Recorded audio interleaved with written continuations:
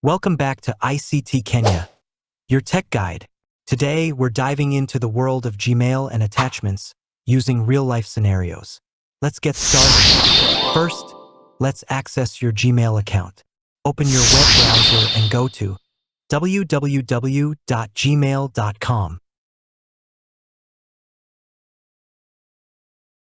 Enter your email address and password and click Next. You're in. Now let's send an email. Imagine a student, Alex, emailing their classmate, Mary, about a group project. Click Compose. Enter Mary's email address, a subject like Group Project Update, and your message.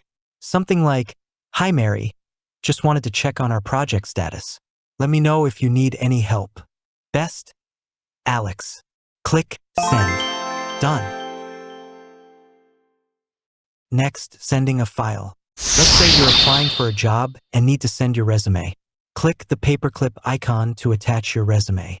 Browse your files, select your resume, and click Open. Your resume is attached. Write your message and click Send.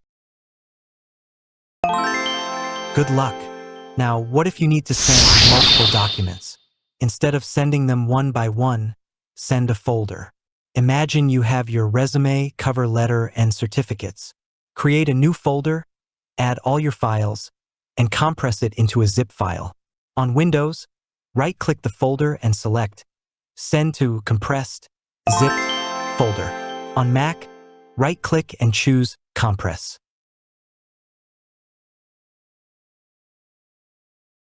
Now attach this zip file